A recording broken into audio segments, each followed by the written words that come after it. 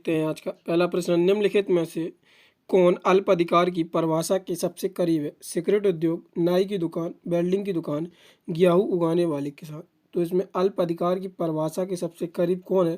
तो इसमें होगा सिगरेट उद्योग। सिगरेट उद्योग अल्प अधिकार की परिभाषा के सबसे करीब है। अल्प अधिकार जो बाजार एक ऐसा बाजार है जहां उद्योग या बिक्री पर छोटे समूह का प्रभुत्व होता है, उसको ही अल्प अधिकार कहा जाता है। अगला प्रश्न देखते हैं। ये प्रैक्टिस सेट आप सभी के लिए बहुत ज़्यादा इम्पोर्टेंट होने वाला है। Delhi police, UP PAT, Bihar police के लिए बहुत ही ज़्यादा इम्पोर्टेंट क्वेश्चन है। तो पूरा प्रैक्टिस सेट आप लोग बहुत ध्यान से देखें। लास्ट में आपसे एक प्रश्न भी पूछा है, उसका आंसर आप लोग कमेंट बॉक्स में ज़रूर दें। तो प्रश्न देखते हैं।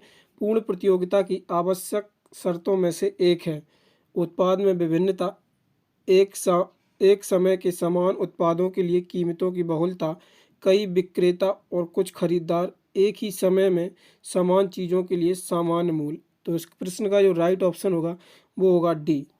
पूर्ण प्रतियोगिता की आवश्यक शर्तों में से एक है एक ही सामान की चीज़ों के लिए समान मूल्य। जो पूर्ण प्रतियोगिता बाजार होता है, यहाँ पे एकाधिकार के लिए कोई भी महत्व नहीं होता है, इसमें एकाधिकार नहीं होता है। अल्प जो पूर्ण प्रतियोगिता बाजार होता है उसमें एक समय सामान के लिए कई उत्पादक होते हैं और कई खरीदार होते हैं और कई विक्रेता होते हैं। तो ये पूर्ण प्रतियोगिता बाजार होता है। अगला प्रश्न देखते हैं। अगला प्रश्न है, म्यूचुअल फंड के लिए कौन सी एजेंसी एक नियामक रूप से काम करती है? GIRDA, सेबी, RBI और DRI। तो इस प्रश्न का जो राइट ऑप्शन होगा वो होगा सेबी। म्यूचुअल फंड के लिए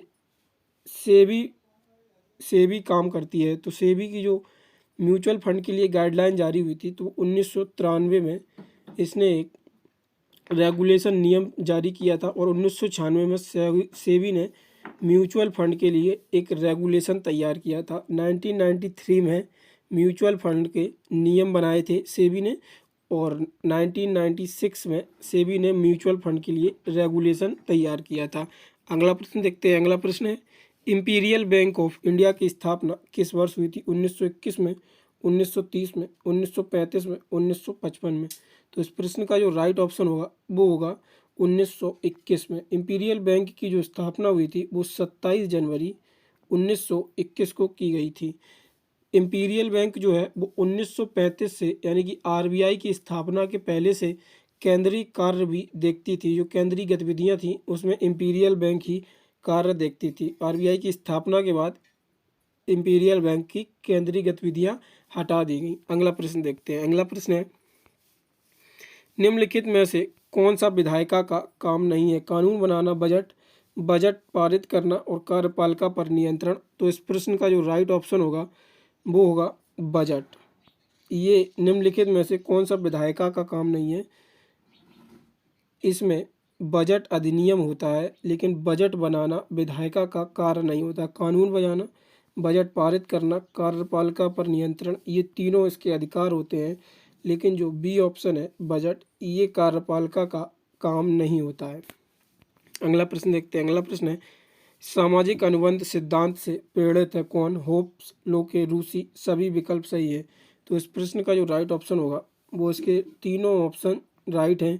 सामाजिक अनुबंधों के सिद्धांत से तीनों प्रेरित हैं। अगला प्रश्न देखते हैं। अगला प्रश्न है, किस संविधान संशोधन द्वारा दिल्ली को विधानसभा प्रदान की गई थी? 65वां संविधान संशोधन, 69वां संविधान संशोधन, 72वां संविधान संशोधन। कोई भी विकल्प सही नहीं है। तो इस प्रश्न का जो राइट ऑप्शन होगा वो इसमें होगा ऑप्शन नंबर बी, 69वां संविधान संशोधन। इसमें संविधान संशोधन जो है वो विधानसभा पारित करके दिल्ली को विधानसभा दी गई थी। जिस आर्टिकल इसका कौन सा था? तो इसका जो आर्टिकल था वो 239 239 ए आर्टिकल था। लेकिन इस आर्टिकल को 2021 में केंद्र सरकार द्वारा संशोधित किया गया और इसमें राज्यपाल को, उपराज्यपाल को कुछ अतिरिक्त गतिविधियां बढ़ा दी गई हैं। उसको कुछ अन्य महत्वपूर्ण चीज़ें जो उपराज्यपाल को थी वो इसमें दे दी गई हैं। इसमें जो अभी लेटेस्ट संशोधन हुआ वो 2021 में केंद्र सरकार के द्वारा किया गया था। अगला प्रश्न देखते हैं। अगला प्रश्न है, अनुच्छेद 368 आपातकाल की घोषणा से संबंधित है। विशेष परिस्थितियों में मौलिक अधिकार निलंबन, न्यायपालिका द्वारा लिखित जारी करने की शक्ति, संविधान संशोधन के लिए संसद की शक्ति। तो इस प्रश्न का जो राइट ऑप्शन होगा वो होगा ऑप्शन नंबर डी, संविधान संशोधन के लिए संसद की शक्ति से अनुच्छेद 368 संबंधित है। अगला प्रश्न देखते हैं, हरियाणा में कौन सा हड़प्पा स्थल स्थित है? धोलावीरा, राखीगढ़ी, कालीबंगन और आलमगीर। तो हरियाणा में जो कौन हड़प्पा का स्थल है वो राखीगढ़ी स्थित है। अगला प्रश्न देखते हैं, अगला प्रश्न है, दिल्ली के हौजे खास इलाके में चार मीनार का निर्माण किसके द्वारा किया गया था? अलाउद्दीन खिलजी, औरंगजेब, फिरोज शाह, अकबर। तो इस प्रश्न का जो राइट ऑप्शन होगा वो होगा अलाउद्दीन खिलजी। हौजे खास इलाके में चार मीनार का निर्माण कराया गया था। अगला प्रश्न देखते हैं, पहली बार किस भारतीय आंदोलन के दौरान वंदे मातरम लोगों का लोकप्रिय गीत बना? खिलाफत आंदोलन, भारत छोड़ो आंदोलन, असहयोग आंदोलन, स्वदेशी आंदोलन। तो इस प्रश्न का जो राइट ऑप्शन होगा वो ऑप्शन नंबर डी, स्वदेशी आंदोलन के समय वंदे मातरम लोगों का एक लोकप्रिय गीत बना। अगला प्रश्न देखते हैं, अगला प्रश्न, निम्नलिखित में से कौन सी जगह दिल्ली के सल्तनत की सबसे कम अवधि की राजधानी थी? देवगिरी, अहमदाबाद, जयपुर, कुरुक्षेत्र। तो इस प्रश्न का जो राइट ऑप्शन होगा वो देवगिरी दिल्ली सल्तनत की सबसे कम अवधि की राजधानी है। अगला प्रश्न देखते हैं, अगला प्रश्न है, अढ़ाई दिन का झोपड़ा किस राज्य में स्थित है? उत्तर प्रदेश, महाराष्ट्र, राजस्थान, मध्य प्रदेश। तो इस प्रश्न का जो राइट ऑप्शन होगा वो होगा राजस्थान। अढ़ाई दिन का झोपड़ा राजस्थान में स्थित है। अगला प्रश्न देखते हैं, अगला प्रश्न, योसांग उत्सव किस राज्य में मनाया जाता है? मणिपुर, महाराष्ट्र, झारखंड, गोवा। तो इस प्रश्न का जो राइट ऑप्शन है वो होगा मणिपुर। योसांग उत्सव मणिपुर में मनाया जाता है। अगला प्रश्न है, कश्मीर की पूर्वी सीमा है सियाचिन ग्लेशियर, गिलगिट और बलूचिस्तान, काराकोरम और लद्दाख क्षेत्र। तो इस प्रश्न का जो राइट ऑप्शन है वो होगा लद्दाख क्षेत्र कश्मीर की पूर्वी सीमा है। अगला प्रश्न देखते हैं, अगला प्रश्न है, जलपाईगुड़ी नदी के किनारे पर स्थित है? गंगा, यमुना, तीस्ता, ब्रह्मपुत्र। तो जो जलपाईगुड़ी है वो किस नदी के किनारे स्थित है? तो वो तीस्ता नदी के किनारे स्थित है। जलपाईगुड़ी तीस्ता नदी के किनारे स्थित है। अगला प्रश्न है, कौन सी भौतिक विशेषता सिंधु और गंगा नदियों के घाटियों के बीच एक जल विभाजन के रूप में कार्य करती है? अरावली चोटी, शिवालिक की पहाड़ियाँ, विंध्य पर्वतमाला, कोई भी विकल्प सही नहीं है। तो इस प्रश्न का जो राइट ऑप्शन होगा तो उसमें होगा अरावली चोटी। अगला प्रश्न है, भारत की एकमात्र सक्रिय ज्वालामुखी बैरन द्वीप कहाँ स्थित है? अंडमान निकोबार द्वीप समूह, लक्षद्वीप और मणिकॉय। तो इस प्रश्न का जो राइट ऑप्शन होगा वो होगा अंडमान द्वीप समूह। अंडमान द्वीप समूह में भारत का एकमात्र सक्रिय ज्वालामुखी स्थित है। अगला प्रश्न है, भारत का कौन सा क्षेत्र पूर्वोत्तर मानसून से अपनी अधिकांश वर्षा प्राप्त करता है? केरल, मराठवाड़ा और गंगाई पश्चिमी बंगाल, कोरोमंडल या रायसीला। तो इस प्रश्न का जो राइट ऑप्शन है वो होगा ऑप्शन नंबर डी, कोरोमंडल और रायसीना। अगला प्रश्न देखते हैं, अगला प्रश्न है, निम्नलिखित में से किसमें उच्च विशिष्ट ताप क्षमता है? जल, लोहे का टुकड़ा, सोने का टुकड़ा और क्लोरोफॉर्म। तो इस प्रश्न का जो राइट ऑप्शन होगा वो होगा जल में उच्चतम विशिष्ट ताप की क्षमता होती है। अगला प्रश्न देखते हैं, अगला प्रश्न है, तापमान को विशेष डिग्री तक रिकॉर्ड करने के लिए उपयोग किए जाने वाले उपकरण को थर्मोस्टेट, थर्मोमीटर, पायरोमीटर और थर्मोकपल। तो इस प्रश्न का राइट ऑप्शन होगा थर्मोस्टेट एक ऐसा उपकरण है जिससे जो तापमान की एक विशेष डिग्री तक रिकॉर्ड करने की क्षमता है उससे ये रिकॉर्ड किया जाता है। अगला प्रश्न है, कौन सी धमनी मानव शरीर में ऑक्सीजन युक्त रक्ति ले जाती है?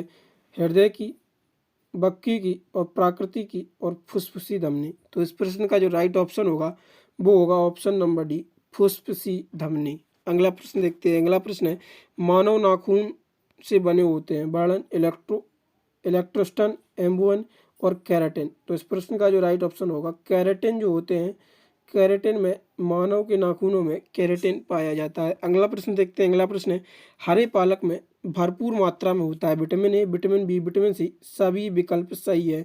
तो इस प्रश्न का जो राइट ऑप्शन होगा वो होगा सभी विकल्प सही है। जो हरा पालक होता है उसमें भरपूर मात्रा में विटामिन ए, विटामिन बी और विटामिन सी की मात्रा होती है। अगला प्रश्न है, एलपीजी के घटक से कौन हाइड्रोकार्बन होते हैं? मीथेन और इथेन, प्रोपेन और ब्यूटेन और पेंटेन और बेंजीन, केवल मीथेन।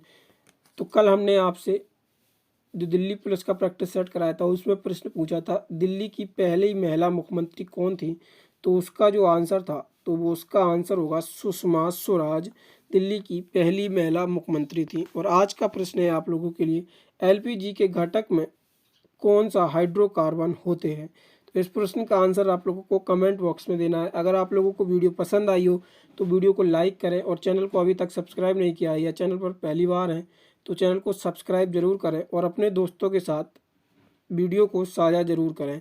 अगर आप लोग प्रश्नों का ऑनलाइन टेस्ट देना चाहते हैं तो डिस्क्रिप्शन में वेबसाइट का लिंक दे रखा है, वहाँ से आप लोग प्रश्नों का ऑनलाइन टेस्ट दे सकते हैं। और अगर इस वीडियो का पीडीएफ प्राप्त करना चाहते हैं या और भी अन्य महत्वपूर्ण जानकारियाँ प्राप्त करना चाहते हैं तो हमारे टेलीग्राम ग्रुप से घंटाजॉब.com से जुड़ सकते हैं। उसका भी लिंक आप लोगों को डिस्क्रिप्शन में मिल जाएगा। धन्यवाद।